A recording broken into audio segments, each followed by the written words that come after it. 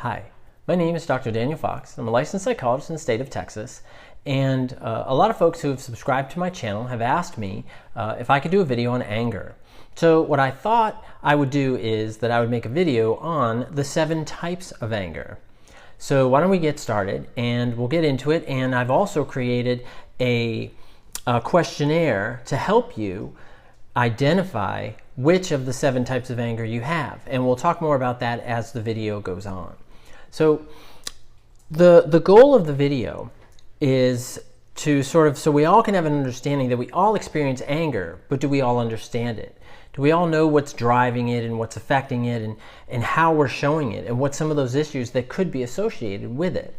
And the more we understand our anger, the greater control we can have over it. And learning more about your anger can help you to recognize it, control it, and manage it. Now, I will tell you about an anger questionnaire, right, that I created that can help you, and at the end I'll talk a little bit more about that. And I also want to provide you with a link to another video that is on anger reduction techniques so that you could use this to try to have better control over your anger so it doesn't control you as much, and then also to empower you so that you can make better choices about your anger and about the behavior that follows or that your anger drives that particular behavior. So what is anger? Now, anger is a feeling or a cluster of feelings, right? But it's important on how you use it, understand it, and act on it. And everybody has anger. Everybody feels it, from you, me, the Dalai Lama, and everybody else. But it's important that the more understanding that we have, the greater control we have over it. And when we have greater control over it, we can use it to empower us. And this is a really important component, and that's why I've created a video to help you reduce your anger, and also the questionnaire to help you build insight and awareness into your anger as well. So let's go and we'll start talking about the 7 types of anger. Now, the first one that we're going to talk about is called passive-aggressive anger. And this tends to be an indirect expression of anger. Like it can be subtle insults, it could be stubbornness, you intentionally don't finish activities or tasks at work because you hate your boss and you want your boss to get in trouble, or you want to frustrate someone else or hurt someone else. Maybe you purposely pick someone up a little later so they're waiting a little longer. That's that passive-aggressive anger. So it's an indirect expression of anger. And the next is called explosive anger. Now, explosive anger, there is a disorder in the DSM-5, and it's called intermittent explosive disorder. And what this explosive type of anger, is exactly as it sounds, is that there's a sudden episode of unwarranted and disproportionate anger, rage, could be a temper tantrum that leads to heated arguments, physical fights, could be property damage or threatening or insulting people. And with these, now to qualify for the disorder, now you can have explosive anger without meeting the criteria for intermittent explosive disorder. Okay, but we don't want to get into too much of that because we're just trying to identify that explosive anger. But just as a quick aside, just if you want to go, do I have intermittent explosive disorder if I have explosive anger? Not necessarily, because to have the disorder, it has to be chronic. It has to cause what's called socioeconomic dysfunction. So your anger causes you to lose relationships, jobs, friendships, connections to others. Okay, and the disorder has to occur, these explosive episodes have to occur 3 or more times in 1 year. Okay, so that's for that intermittent explosive disorder. Now, you could have explosive anger without intermittent explosive disorder. Okay, so now let's go on to our third type, and this is called hardened anger. And this is that anger that you're stuck in this quicksand of anger, I like to call it, and you have trouble forgiving others. Maybe you hold grudges. Your anger sort of percolates, right? If you've seen like old coffee makers and stuff, it percolates, and that's what happens, is that you have this anger and it just percolates under the surface and it becomes hardened.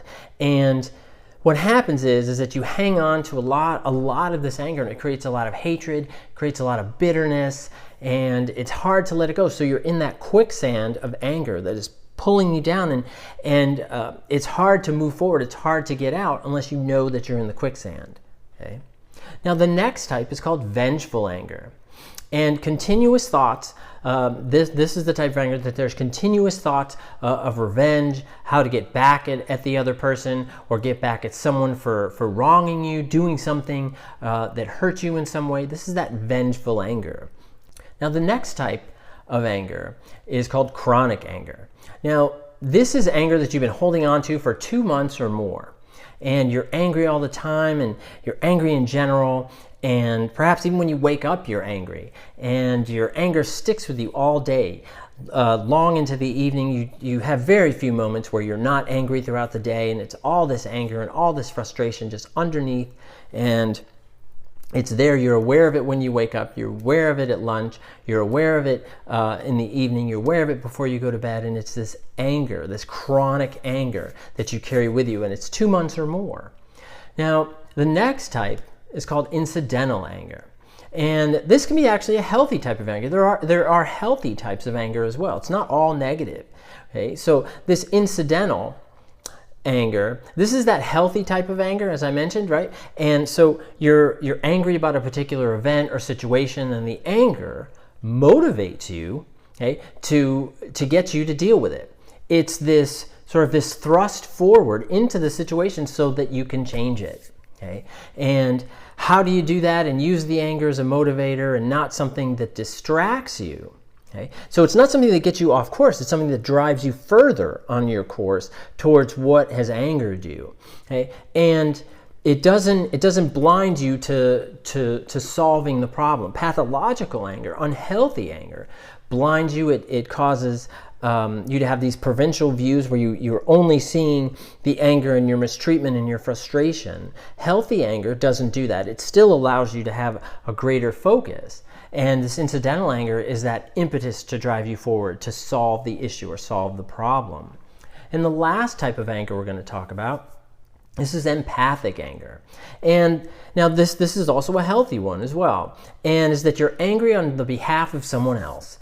How they're treated, perhaps they're being tricked, perhaps you know a friend of yours, maybe he or she, their significant other has cheated on them, and you know about that, and you hate that significant other for doing that to your friend. That's that empathic anger. Okay. So we've gone over the 7 types of anger. And I'll leave all the descriptions and all the details in the comments as well, so you can see that. I'll also put a link to the questionnaire so that you can answer some questions to see which type of anger perhaps you have more than another. It is common for folks to have different types of anger, more than just one. And some may be higher, some may be lower, and that's okay. Now, the questionnaire is not for diagnosis or anything like that. It's just to build your awareness, just to build your insight into the type of anger that you're experiencing. So I hope that you found this video helpful. As I mentioned in the beginning, I also created a video on anger reduction techniques, and I hope that you'll check that out as well. It's important to learn. If you try a few, and I've listed 10 I'll get it, 10 anger reduction techniques, and even if you practice 2 or 3 of them and it helps you a few times, that's a great benefit. That's a great benefit. That tells you that you're able to control your anger and empower yourself with choice. And that's what my hope is and my goal for all these videos, is to empower folks. For those who have borderline personality disorder, or other personality disorders, or those that have other mental health issues or dealing with different issues. I want them to be empowered to have greater control over their choices and how they feel and how they see the world. That is my goal. And I hope that this has helped you. I hope that you enjoyed the video, and thank you all very much for your time. I appreciate it very much. And if you enjoyed it, subscribe. Thank you again, and take care. Be well.